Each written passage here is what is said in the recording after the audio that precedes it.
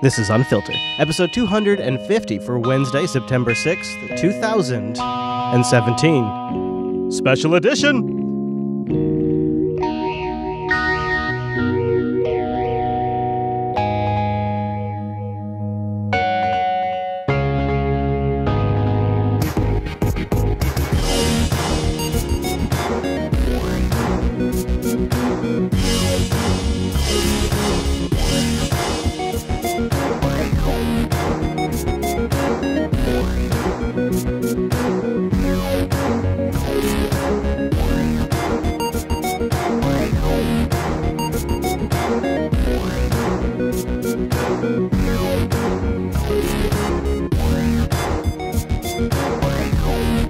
Welcome to Unfilter episode 250. Reclaiming my time. It's just me this week. Mr. Chase is out with a personal appointment, and we're recording at a very odd, awkward time. It's weird times here. It's weird times here in the studio, actually, because not only is my buddy Chase not here, and not only is this at a weird recording time, but Washington State is engulfed in smoke. It's weirdly yellow here. Super yellow, super oranges. It's very strange. People are walking around like they've had too much smoke. I'm in the grocery store. This is not even made up. I'm in the grocery store, and people are bumping into each other. Like they go into the grocery store, and all of a sudden it's so bright, they start bumping into each other. They're like, oh, sorry, I just didn't. They're not paying attention. Everybody's a little dazed and confused. Although we could have it much worse with all that's going on. This isn't going to be the Unfilter weather edition this week, though. No, we have many things like we always do to get into. We're going to start with cyber. We'll talk a little bit about DACA, the Dreamers. I definitely want to spend some time on North Korea as well, as end this whole thing on a high note. And we have a great overtime as well. But let's start with cyber. The news is really focused this week on the weather. And rightfully so. There's a real human story there. But during all of this, there's a major story happening that is probably applicable to our audience's interests that involves Wikileaks. First of all, since we got together last, Wikileaks was knocked offline. Twitter going dark once again overnight at the same time that Wikileaks reported a cyber attack on its email publication servers. This after Wikileaks published the latest trove of DNC emails. Oh, just a side mention. The outage lasted for just a couple minutes, and then the sites were back online soon after. But you may recall other popular websites were taken down in a similar attack just last month. There's some interesting details that came out in these WikiLeaks. I'll have a link in the show notes. One of them is an email from the Podesta batch where they're discussing having leverage over Bernie, and because they have this leverage, to have him stop talking about Hillary hustling for cash. And they talk about going through another political ally, a Democrat who backed Bernie early on, and but is a longtime Democrat. It makes sense, too. When I saw this guy's name, I thought, oh, of course, Peter Welch. He was an early Bernie backer, but he's a longtime good old boy Democrat.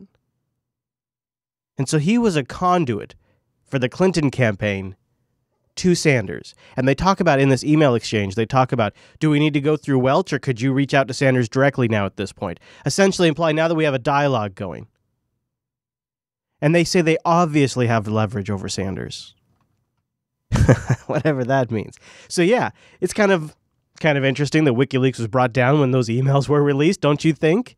And don't you think that? Speaking of leaks and emails, there's also another major revelation regarding emails. A fascinating twist tonight on the Hillary Clinton email investigation. Senate Republicans say they have evidence that then FBI Director James Comey came to his conclusions on the Clinton case long before all the facts were in about Clinton's mishandling of classified information. Chief Intelligence Correspondent Catherine Herridge is here tonight to explain. Good evening, Catherine. Isn't it amazing what we learn from emails? Isn't this really something? So this is actually significant. So we're going to go ahead and just roll right into it. Catherine does a pretty good summary of it. If you are a supporter and grab the sync, we have a dozen other clips that also cover the story. I went with this one because, well, Catherine Heritage does a good job at just punching it out. Good evening, Catherine. Well, thank you, Brett. According to senior Republicans on the Senate Judiciary Committee, FBI records indicate that former Director James Comey drafted a conclusion apparently exonerating Hillary Clinton in the email case 2 months before the investigation was over and before the FBI interviewed Clinton aide Cheryl Mills, IT specialist Brian Pagliano, and Clinton herself. So that's kind of interesting, since those are major key players. Of course, Hillary, the IT guy, who I think, wasn't this the guy that they tracked down to later had a Reddit account asking how to clear I can't remember the details, but it was something like clear out an email server or something for VIP, very VIPs. And of course, Cheryl Mills, longtime Clinton ally, who I believe ended up getting immunity before she testified. So before they'd ever granted her immunity, before they'd ever heard from her, he started writing this exoneration letter. That's not good. That is not due process. That is Cheryl Mills, no. IT specialist Brian That's grounds for firing. Pagliano, and Clinton herself. The FBI transcripts from interviews with 2 senior Comey aides are now coming to light after a records request from the Republican leaders on the Senate committee. They said it appears that in April or early May 2016, Comey had decided against criminal charges before 17 interviews were complete. Writing to the FBI, the senators added, conclusion first, fact-gathering second. That's no way to run an investigation. The FBI should be held to a higher standard. After he was fired by President Trump, Comey told Congress his old boss, Loretta Lynch, was the one who had politicized the email case.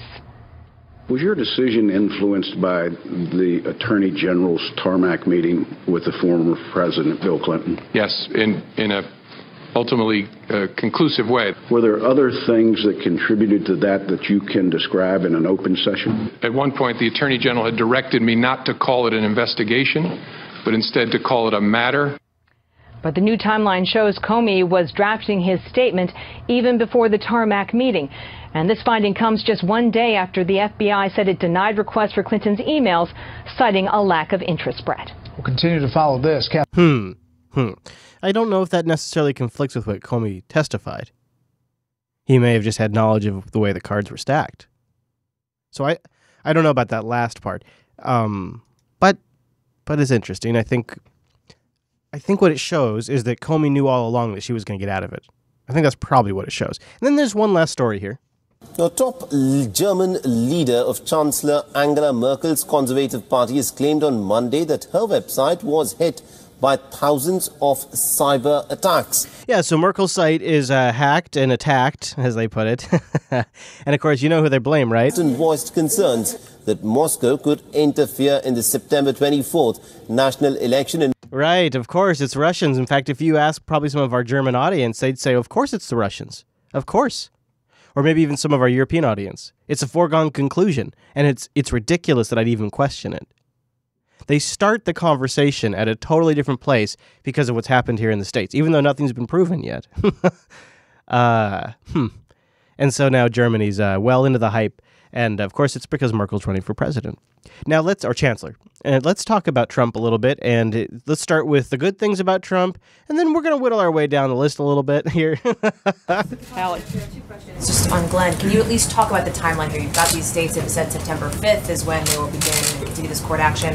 That's obviously the Tuesday after Labor Day. So does that mean that some decision will be coming down tomorrow? I want to go ahead and jump ahead here. So this press conference, there's a bit of a bombshell dropped here. Again, that hasn't been fully reviewed and vetted and decided. And just one more on Harvey, Sarah. There's obviously been a huge outpouring of support from people all around the country for the victims of Harvey.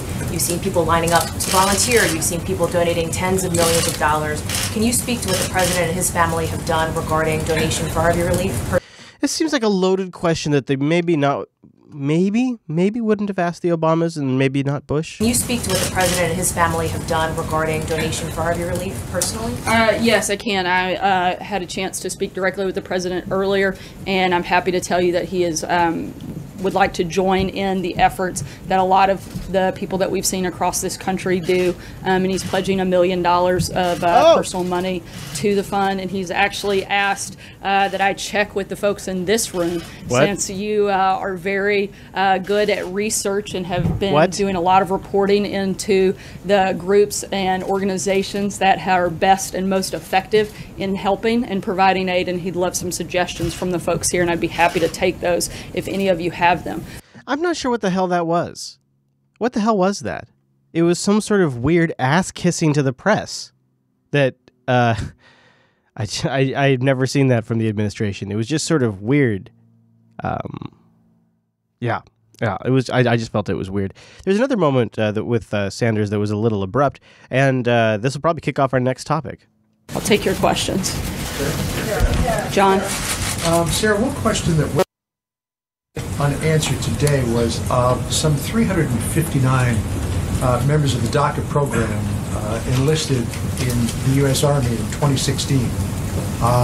Their tour of duty would run standard 4 years, I would assume, but their DACA status would only last 2 years.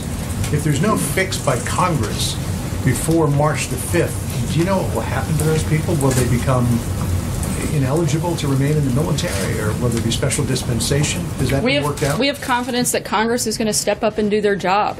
This is something that needs to be fixed legislatively, and we have confidence that they're going to do that, and we stand ready and willing to work with them in order to accomplish responsible immigration reform, and that would include DACA as certainly part of that process.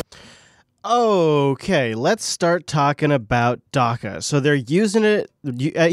I don't know if you picked it up there, but the clock is ticking now. They're using this situation to force Congress's hand. Let's back up a little bit, though. President Trump's decision announced today to end DACA, President Obama's temporary protection for young undocumented immigrants. 800,000 or more people brought here as children. Many of them have spent their whole lives in America. This is the only country many have known. Here's what the president had to say about them late today. I have a great heart for the folks we're talking about, a great love for them. And people think in terms of children, but they're really young adults. I have a love for these people, and hopefully now Congress will be able to help them and do it properly. He loves them, he said. Well, today the president showed his love by putting the fate of all these people in the hands of Congress, people who not only could not pass the DREAM Act, which would have covered them years ago, but as CNN's Jake Tapper put it today, could not agree on what to have for lunch. The president passed the buck to Congress while offering no ideas of his own for what lawmakers should do, which is not surprising given the president's track record so far, but it does run counter to the way he portrayed himself during the campaign. Back then, he was short on details, but seemed to claim to have a plan. We are going to deal with DACA with heart. The DACA situation is a very difficult thing for me because, I love these kids. I love kids. Should dreamers be worried? We love the dreamers.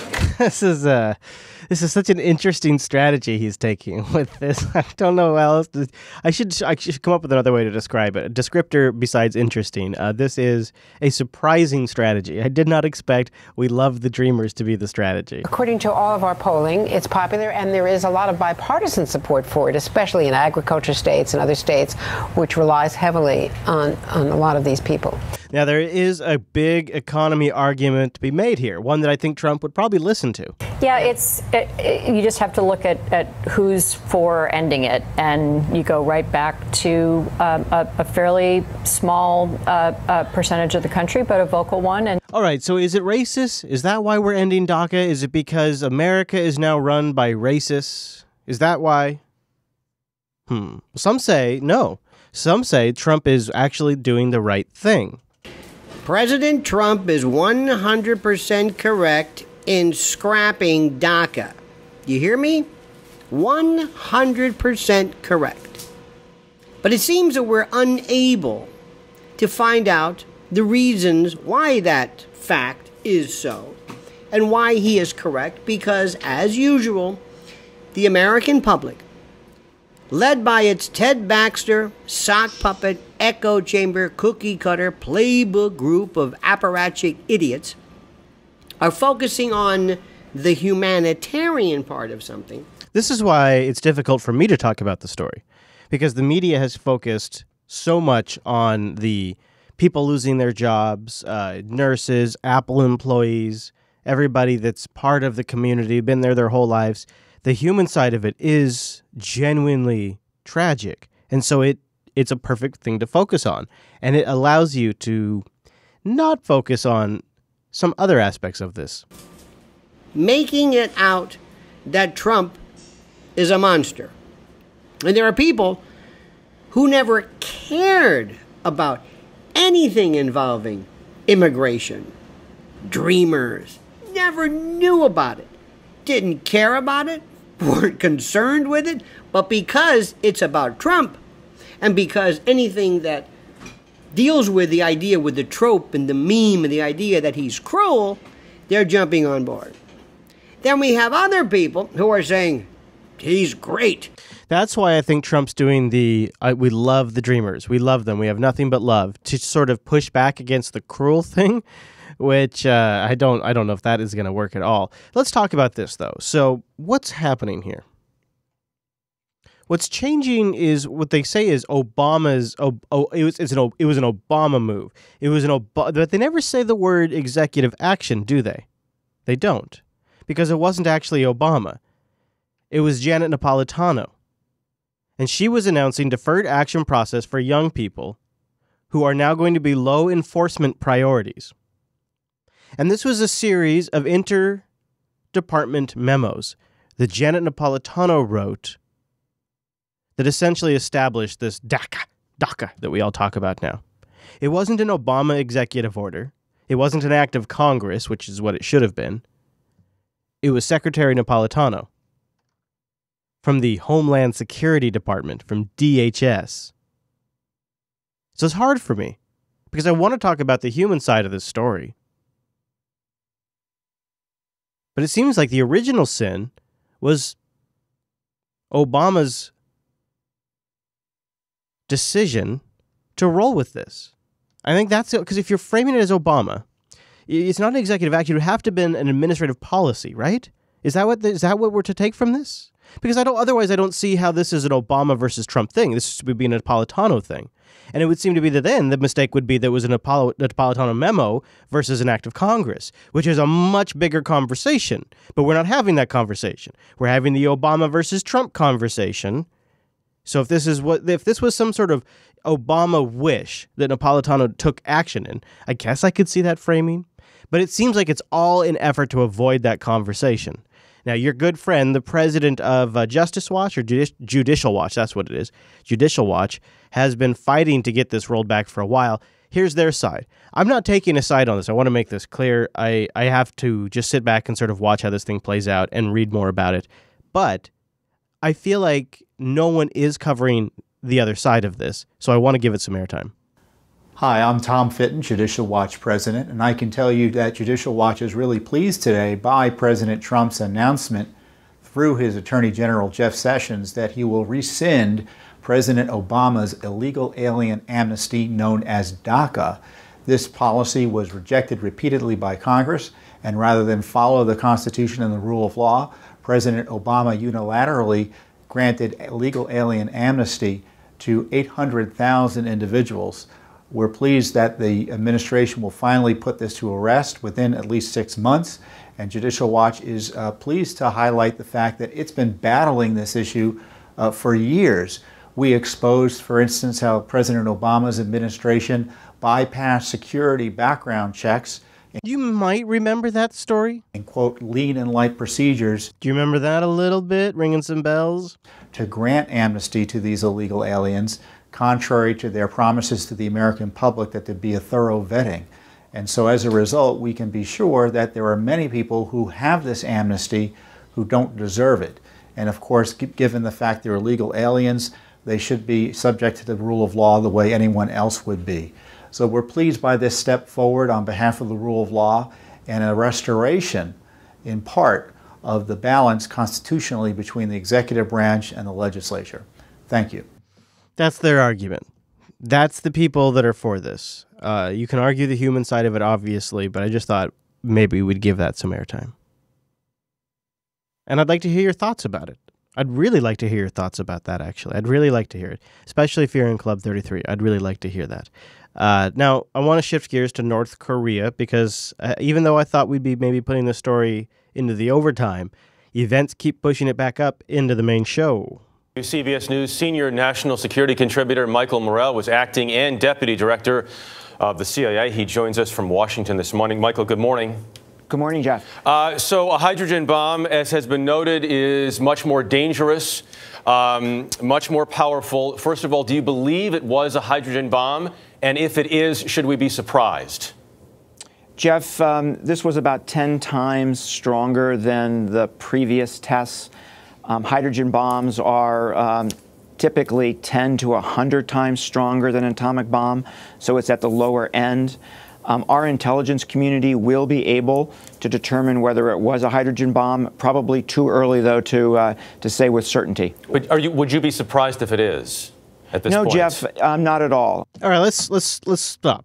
Let's stop and let's back up and let's talk about what's going on here. Let's talk about this test and give you a little context from last week's episode. Major Garrett is at the White House, where the Trump administration is warning North Korea of a massive military response to any threat. Major, good morning.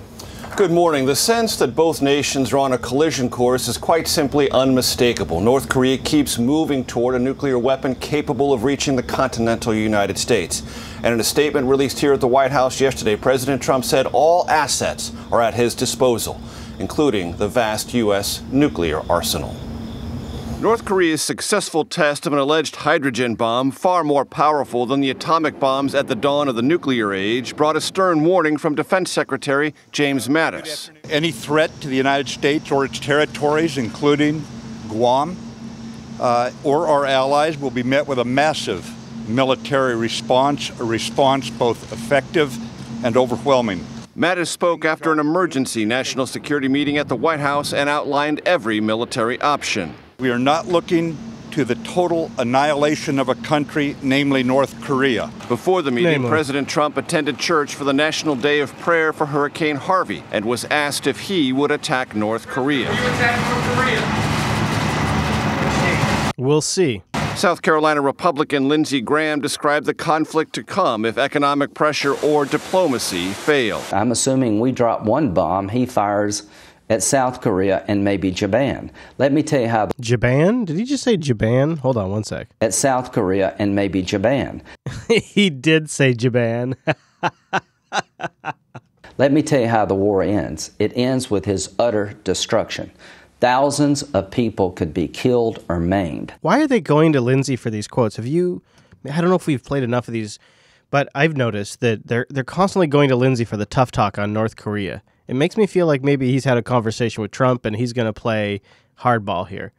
I'm not sure, but he's not the right one. It ends with his utter destruction. Maybe he just loves war, guys. Maybe that's what it is. Thousands of people could be killed. He does sound like he's getting a little turned on right now. He does. This is like his... He never really sounds as good and confident as he does as when he's talking about innocent civilians getting murdered. Utter destruction.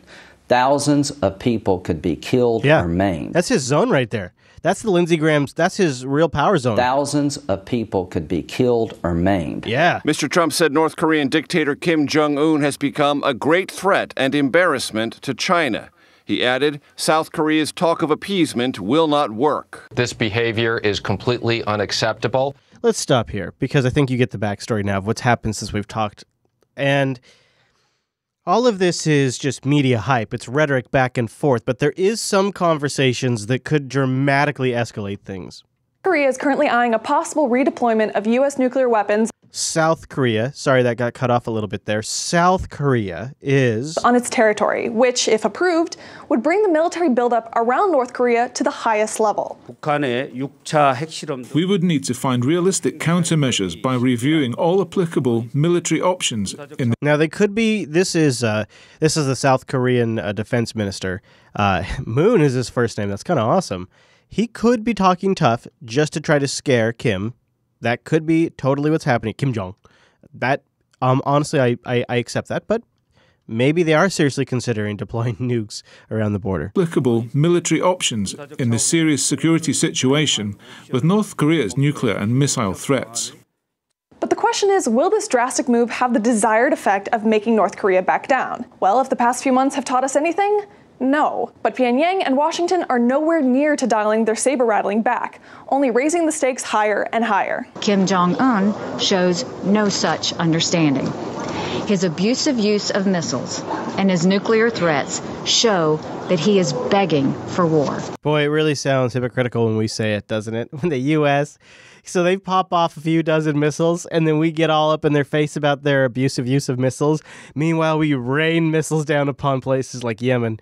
It's so rich. It's so rich.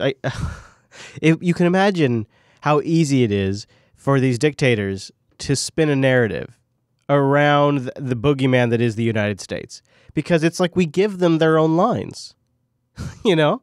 And speaking of one of these presidents that takes advantage of this, Putin is he's trying to go public. He doesn't often make a big stink about these kinds of things, but when he does, he really tries to do it in a way that gets people's attention. Now, the Russian president says that sanctions and mounting pressure will not solve the North Korea crisis, as Pyongyang feels it is being backed into a corner. Vladimir Putin made the comments after speaking with South Korea's leader at the Eastern Economic Forum in the Russian city of Vladivostok. From there, here's Daniel Hawkins.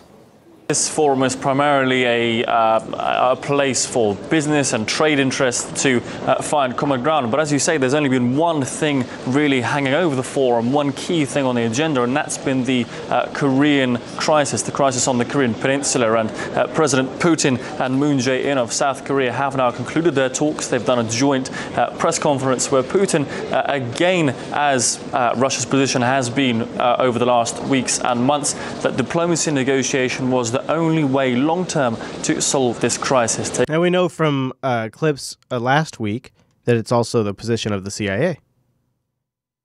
So I have to imagine some of this is just tough rhetoric. It's just being tough to try to back them down, to get them into a negotiating position. But it seems to continually escalate, so we keep watching it. Let's take a moment. Let's chill out with the high note. Back now at 7:42 with our special series, Red, White, and Green, How America is Going to Pot. California became the first state to legalize medical marijuana. That was back in 1996. And in a few months... I already hate this. It feels so old. It feels so out of touch. Recreational use will be legal there as well. And that's got a lot of people wondering how the state's wine country will be impacted. What? Here's NBC's Joe Fryer. How the wine country? What? The vineyards roll for miles along the rustic roads of Sonoma County.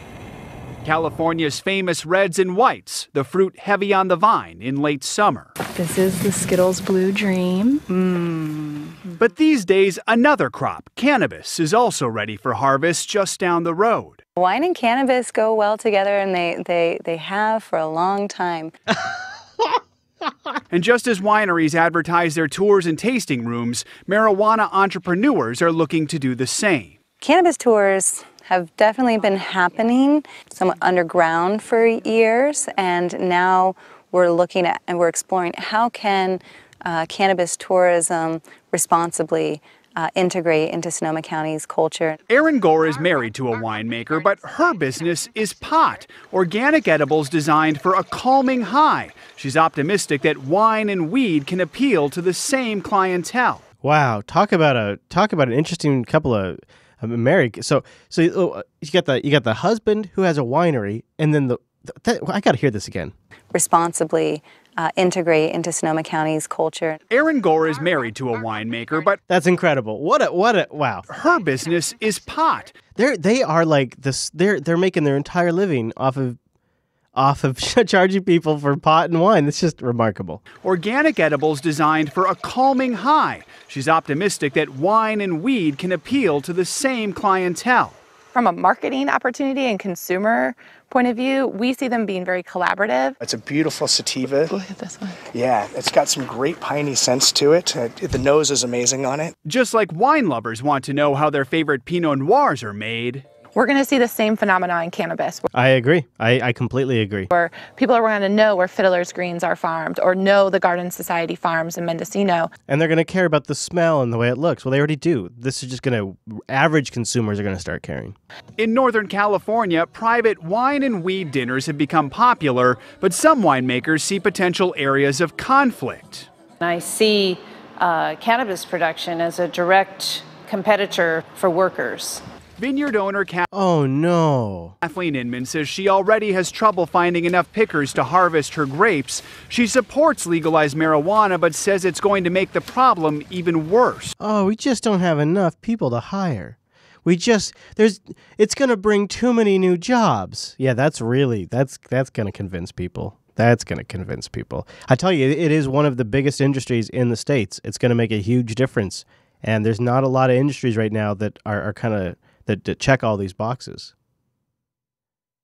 And I've been saying since 2012 on this show that the big business for all of this stuff isn't the joints that these big gnarly joints that they always show people smoking. It's not that stuff. It's the edibles. It's the stuff that looks tasty and easy. Well, good morning. I'm inside a warehouse district. We're down the street from the post office, around the corner from a sports park and a nature conservancy, which just goes to show how mainstream all of this is. This guy is really excited about this. Other than the fact there's a sign here that says do not enter, we have permission to go inside this morning. Here we are inside a commercial kitchen, and this looks like any commercial kitchen in America, except for one thing. Here, they cook with marijuana. He loves doing this story. This guy is so... Did you hear the way he said marijuana? They cook with marijuana. That's great. On a late summer evening in northern Colorado, a busload of people arrived for a farm-to-table dinner. You guys can find a seat. Trout canapes, heirloom tomato salad, and Wagyu tri-tip. Beautiful. All paired with a side of cannabis. Got a few pre-rolls. You knew it was coming. Pop that open. Whole joint in there. People already are interested in having a connection with the food, so why not have that connection with the cannabis as well? It's no secret marijuana is no longer a budding business, it's booming. Sales in North America totaled $6.7 billion in 2016, an unprecedented 30% increase. There's definitely greater acceptance. 91% of Americans are in favor of medical cannabis. And when we look at adult use cannabis, over 60% of Americans believe that it should be legalized. So, that's a sea change from where we were, even 10, 20 years ago. Today, 8 states and the District of Columbia have given recreational marijuana the green light. This is like a checkbox thing. Like when you are doing a piece on cannabis, you're required to go through all the states that have legalized. I guess, have you ever noticed how many of these pieces do this? And I leave it in there because I figure people listening back 5 years from now, or even 2 years from now, this actually will be relevant. It'll give them a context. But it's funny how they always, maybe that's why they do it. I don't think so. I think they all are just a bunch of dicks. Have given recreational marijuana the green light. 29 states in the District of Columbia approve use for medical reasons. And as voters in more states embrace legalization, research shows the industry could see sales top $20 billion by 2021, a growth rate that's both faster and bigger than the .com era. And this is already medicated as well. We're pouring the gummies into the molds. And with smoking rates dropping across the country, cannabis companies like Dixie Elixirs are building upon the demand, especially from older customers in search of alternative forms. This is not your father's pot brownie. This is what I've been saying. This is my Red Book prediction right here. The flavor profiles, the ingredients of the products, all of that is becoming much more high-end. There are infused artisanal chocolates with 80% cacao, mints to match your mood, and gummies dialed in for a customer's day. Hash oil mixed into your agave.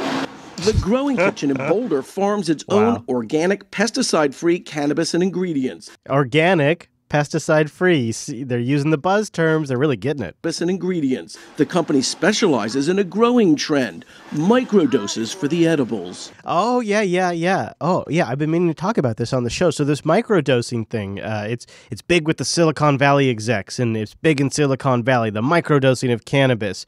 And it's, it's a big, I guess it's why not make a product for that market? If it's something people think works for them, why not make it? Microdoses for the edibles. You want the chill pills? Eight chill pills. Ready? It helps with my sleep apnea. For many people, 10 milligrams or 100 milligrams is significantly more than is necessary. And the best way to find that out is to start low and go slow. We're going to create food for people who don't smoke. Recreational and medical marijuana users now even learning to create their own edibles. What the water does, it kind of stops the cooking process of the bud. In Colorado, sales of edibles more than tripled from 17 million in the first quarter of 2014, when the state first allowed recreational marijuana use, to 53 million in the third quarter of 2016. This concerns watchdogs who say there are dangers with sweet, potent edibles. Oh, the children. Our concern is that the creativity around the marijuana market will continue to normalize marijuana consumption for kids. Yes. And what we do know is that the impact on the adolescent brain is real. Yeah. As the government and the marijuana industry work to step up safety regulations, the canna connoisseur and the canna curious are sitting down to whole new experiences. Cheers. And back here in the kitchen, we've got a tray of chocolates that have just been made. That's worth, Ariel says, about $250. A full rack worth $2,500. And all of this must be consumed, of course, in Colorado. The way the current laws are, all of these sorts of products cannot be transported out of state. Guys? Yeah, that's the other thing that's super unique is some of this stuff is only in the state. These brands, these companies, these businesses, they're all just inside their state border. And when you look at the amount of detail they put into these things, you could only imagine what will happen if that border breaks down and they can start selling nationally. Now, guys, this is a special edition of the show because I'm out of here early this week, so that way I can be there when my kids get off the bus for their first day of school for the new year. It's crazy. Mr. Chase will be back from his on-assignment appointment next week as well, so it should be back to regular show. Good show, regular show. We should be back to our regular show, 251, next week, but don't go anywhere. The overtime is nigh, and there's more coming up. But if you do have to part, I understand not all of us enjoy dessert. I leave you with a few parting things. Go follow Mr. Chase, even though he's not here, at Nunes on the Twitter. I'm at Chris LAS, and go check out the vlog, youtube.com/Chris Fisher, where I just posted about my trip to New York at the end of the month, which means we will have some scheduling, improvs. Let's just say that. We're going to improv the schedule a little bit towards the end of the month. We'll tell you more as I know more, okay? But you can find out more on my vlog, youtube.com/Chris Fisher. Thanks to our patrons. Thank you for being here. I'll see you right back here next week.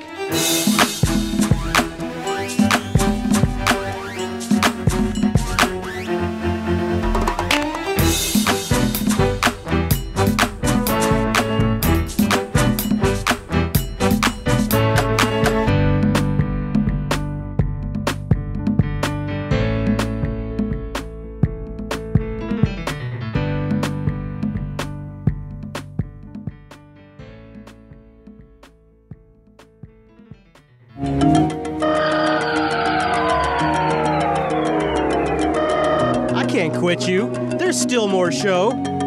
It's the overtime.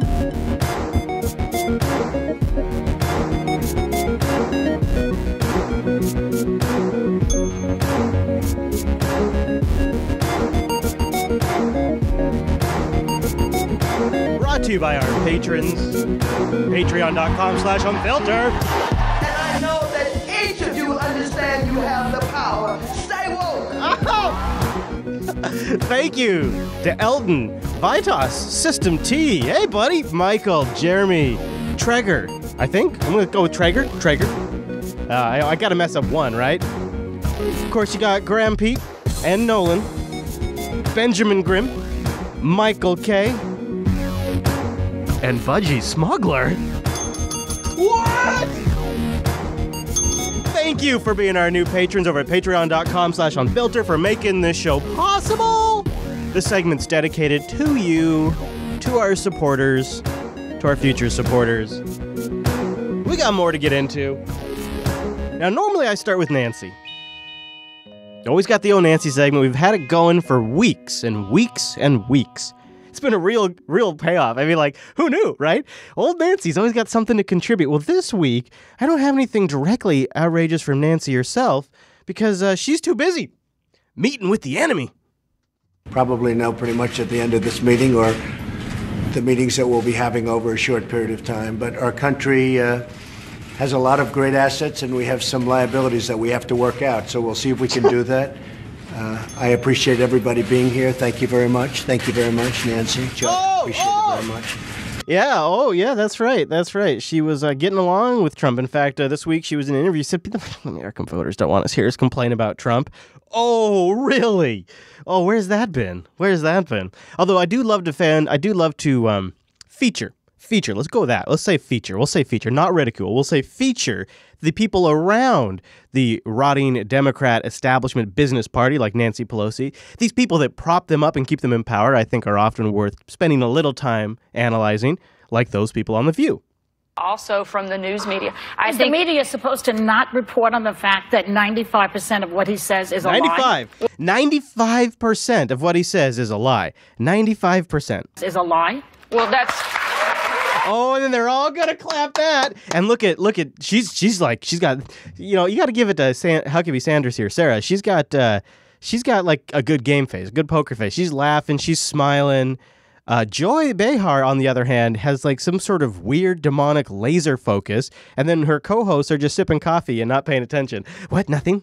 Is the media supposed to not report on the fact that 95% of what he says is a lie? Well, that's... The problem with that, Joy, is that is you are doing exactly what we're talking about and pushing a false narrative. No, it's not. 95% of what the president says is not a lie. It's from PolitiFact, from Politico. Well, if it's from PolitiFact, well. It is other outlets that say it. 5% of his statements are true. 5%. That's just... I feel for you. I feel sorry for you that you have to... Oh, she feels for Sarah. She feels sorry for Sarah. I feel for you. I feel sorry for you. She feels sorry for Sarah. Joy, you're such a saint. You're such a saint. So let's talk about another Sanders. Not Sarah Huckabee Sanders, but Bernie Sanders. He's sick and tired. The book is a guide. It is a message. But it begs a question, sir. Who is the messenger? God, Cuomo here is becoming such a douche. Like, this guy is so full of himself. If you've been watching the show for a while, we've watched him really just turn into this cocksure, arrogant news anchor. He's a news actor, and he doesn't show respect. Who is the warrior of the light to bring this to the American people and make it happen?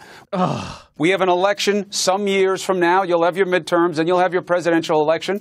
You got two schools of thought. One is, it's got to be the guy on the cover. It's got to be Bernie. And then there's another school of thought that can't be Bernie. Bernie too old. What does Bernie Sanders say? Bernie is too old. What does Bernie Sanders say to that? What a kind of a...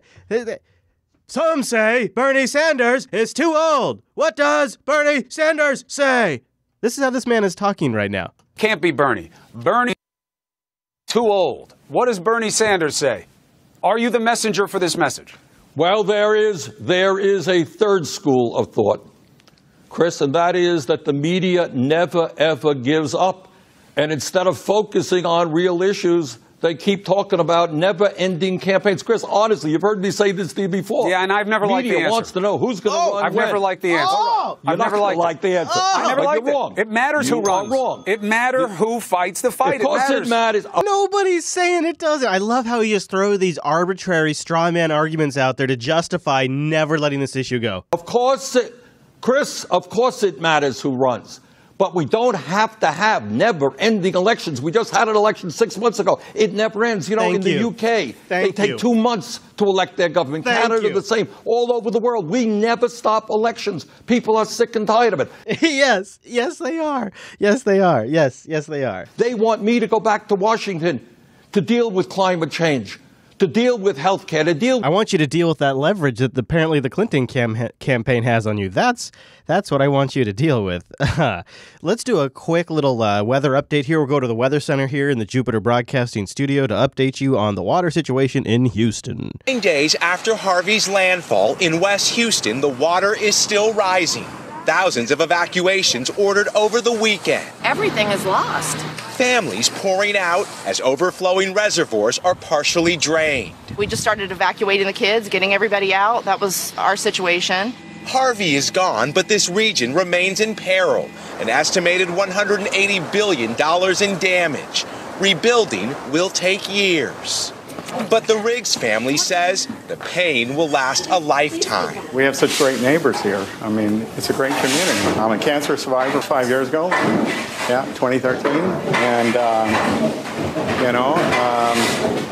I guess I'm happy to be alive. With Houston getting back to work, businesses big and small, like this daycare, are trying to stay afloat. Our center is very important. The because the parents have got to get those kids back so they can get back to work. But roads and homes are underwater. In Houston alone, 75 schools suffered serious damage. Do you guys need some water? Cities like Beaumont are struggling to provide drinking water. This is a really serious situation, and of course it's spreading. My co-host, Michael Dominic, had to cancel this week's Coda Radio because he's evacuating his home in Florida, his brand new home. I got a great series of emails from listener Eric to the Unfilter show, who's in Houston and has been talking about he's in Belmont, actually. I think it was, or Belmont? Beaumont, probably is how you say it. I'm not obviously a Texas native. But he's been sending me pictures and emails about the situation down there, and it's really remarkable. And I'll try to make sure that we don't overcover it, because there's plenty of coverage of it, but I'll also try to walk the line of not letting the story die once people start to forget about it. So I don't know how exactly I'm going to pull that off, but that is... what my intention is with the Harvey story is I feel like there's plenty of coverage outside of the Unfilter show. People are there. There's some really good coverage. And of course, it's all the mainstream media wants to talk about right now. That time shall pass, and that's probably when it'll come back more into the purvey of the Unfilter show. While we're talking about this area, though, let's talk about some of the controversy around the Red Cross.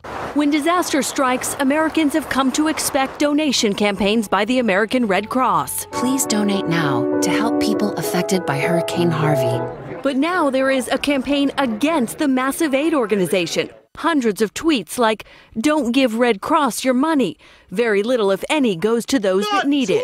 The criticism mounting after a Red Cross executive interviewed on NPR couldn't say how much would go to Texans. You don't know what proportion of the total amount is that relief? No, I really don't. In 2014, an NPR and ProPublica investigation found the Red Cross misstated how money is spent. After the devastating earthquake in Haiti, a report by Iowa Senator Chuck Grassley found 1/4 of Red Cross donations went to administrative costs. The Red Cross should be responsible to make sure they're very transparent.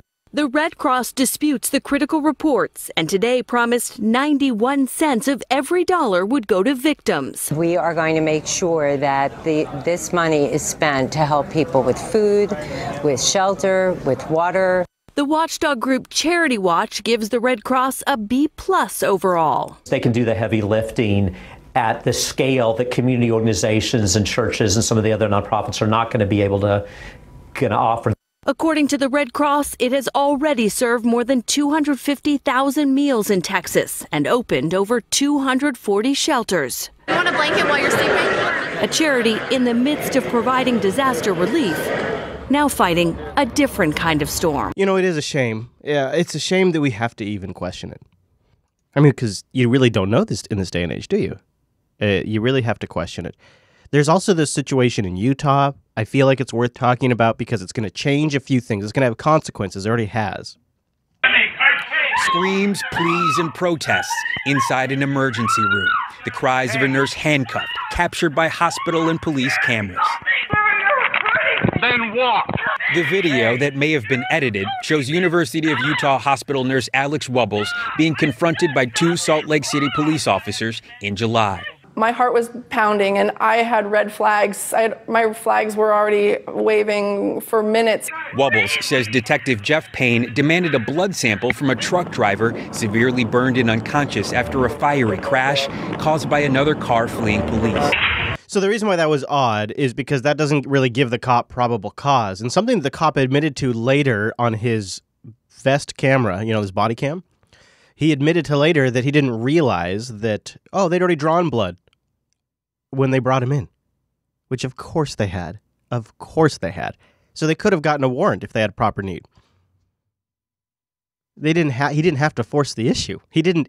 There was a legal path for him to get that information, and because he was ignorant of that, he pressed this whole thing. This was something that you guys agreed to with this hospital. Wubbles objects, citing the hospital's policy that blood can't be taken without consent from the patient, a warrant, or a patient that is under arrest.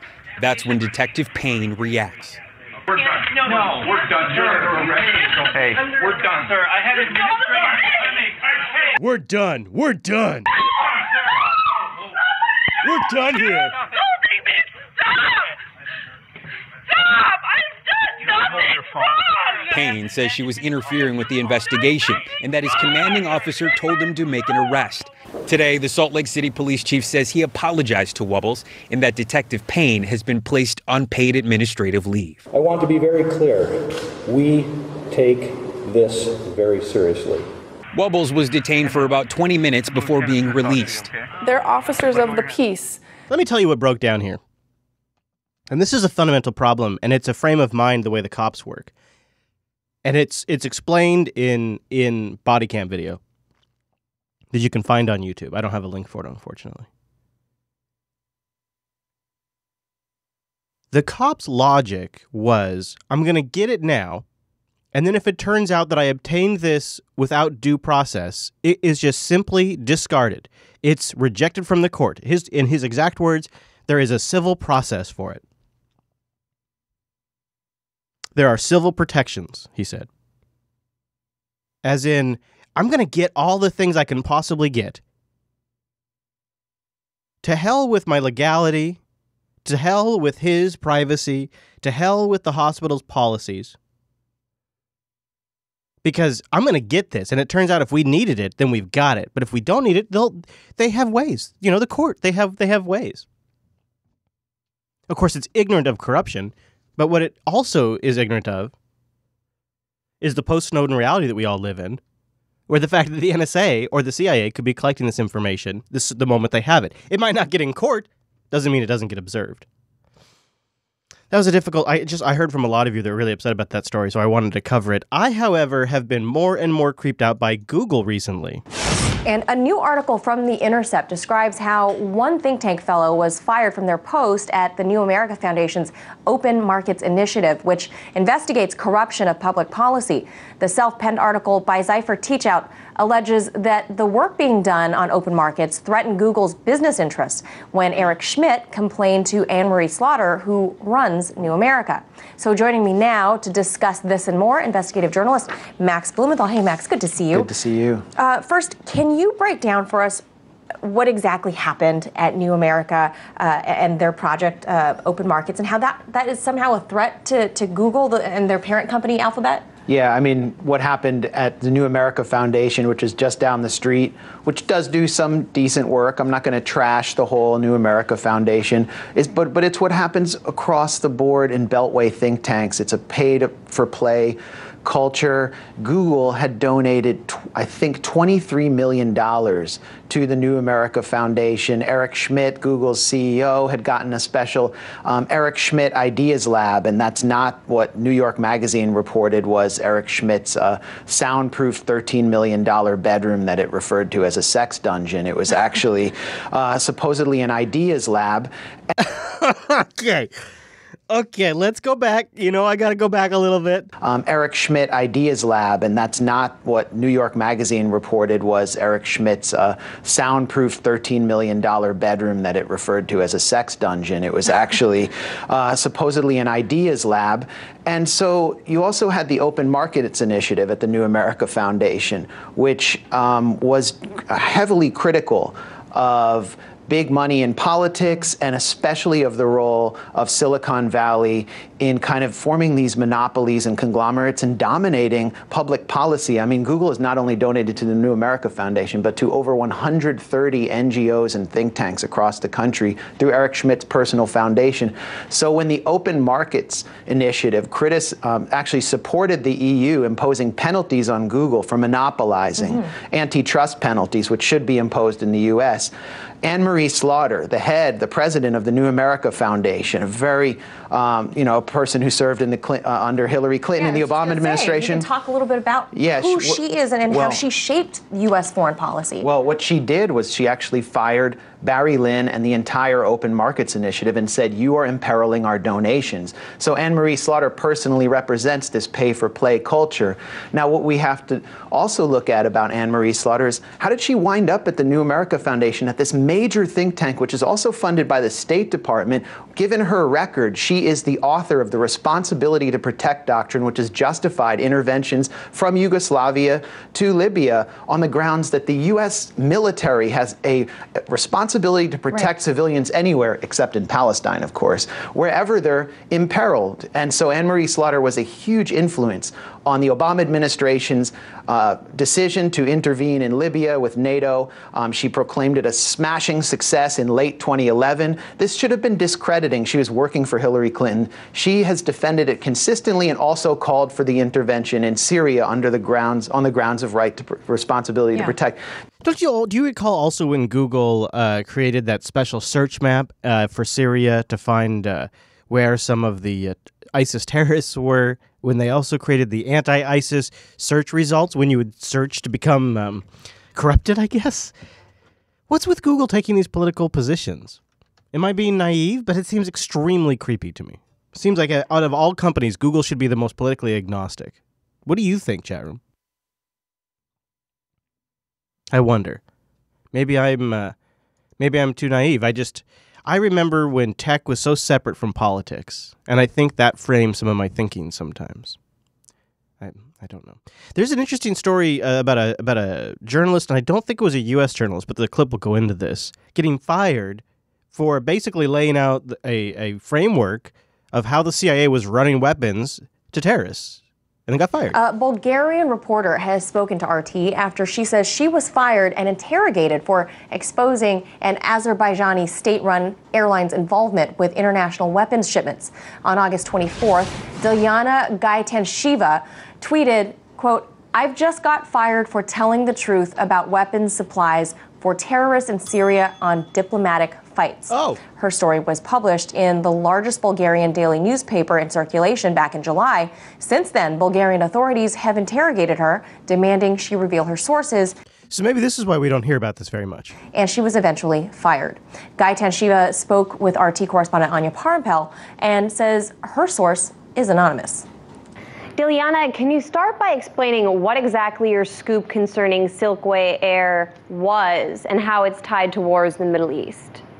In December of last year, I was reporting on the Battle of Aleppo when the jihadists from al-Nusra Front, designated as a terrorist organization by the United Nations, retreated from their positions. I got inside 9 underground warehouses. So this group, it was a declared terrorist group by the UN, by EN, that's what I get for trying to read and talk, by the UN.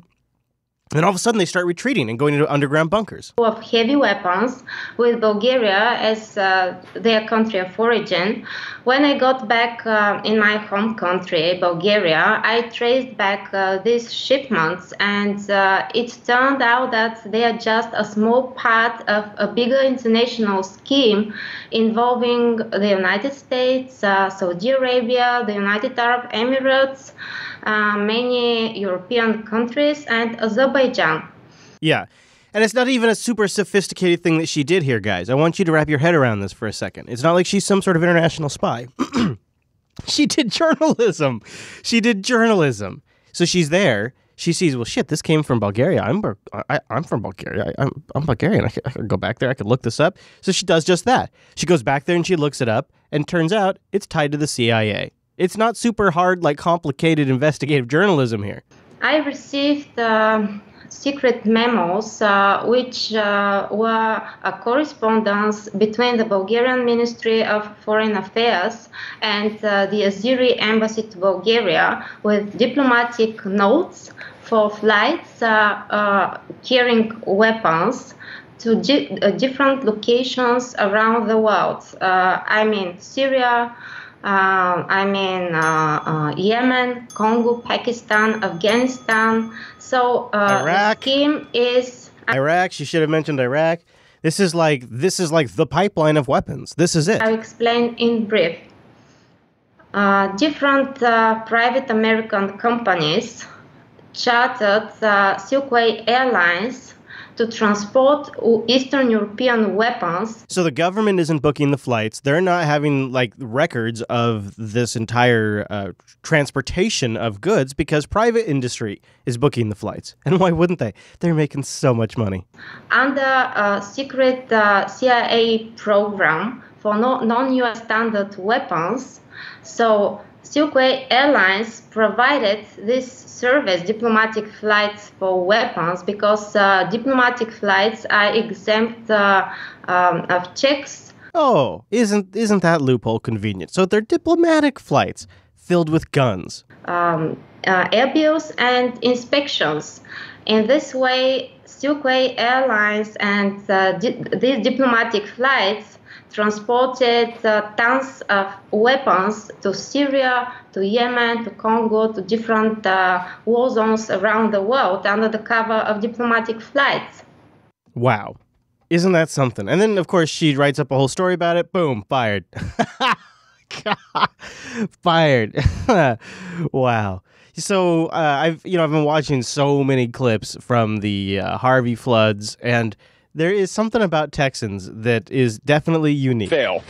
We now have some neighbors who live here. We have a gentleman who says he helped construct this levee today because he doesn't want to see his neighborhood go under a couple feet of water. If I can talk to you, sir. What was your first name again? My name's Seth Irwin. Okay, so Seth, you say you helped construct this levee and you feel confident it's not going to breach, which is contradicting what the county is saying right now. Yeah, I don't know what they're thinking. I mean, a couple of the guys were out here and we told them, we're going to do what we can. They're trying to tell us all to get out. I mean, we've got 500 homes out here. We're not going to see it flood. So, I mean, we've got sandbags. The pressure on this wood here is not enough to push it over. We've been watching. We got stakes in the ground. We've been watching levels. It's dropping very slowly. As long as we don't get any more rain, I think we'll be good. This is just a big ditch right here. This is not a river. So anyway, as long as we continue to drop level, I think we'll be fine. Now, looking at this, you see wood and sandbags. It looks like something that could fail, and you don't think it will. No, I mean we've got. There's a lot of homes being constructed out here. We've got tractors. We're moving these big piles of bricks. We probably moved 10,000 bricks, and we've got lots of material. I don't see it happening. Okay. Now watch what happens as soon as the gun gets brought up. As soon as he says he's armed, no, we're good. Okay. Not on my watch, man. Well, thank you very much. So the county is urging you and your neighbors to get out, and you're going to stay. I'm staying. I live in a 2-story house. I got 35 gallons of water. I got food for freaking 2 months or more. So, armed. We appreciate it. Thank you. I want to bring in Danny. Awkward. But that's, you see a lot of that when you're watching the news, and it's sort of great. There's also so many awful protests out there these days. This kind of was, this is a good one. This was a protest. It was a march on Washington, so I guess that's a protest, to protest Trump's plan to slash the budget for National Park Services. And they did it in a way that genuinely made me lol. Now, for you audio listeners here, what you have here is a bunch of activists in T-Rex costumes running across a Washington, D.C. lawn. And it's kind of great. It's sort of the best way to... It's nothing but a bunch of dinosaurs running across. Thank you for being here. Hope you enjoyed the show this week. We'll be back next week with 251. There is some big stuff coming up on the calendar, so stay tuned at jupiterbroadcasting.com/calendar. Thanks for being here. I love your faces. See you next week. Hey!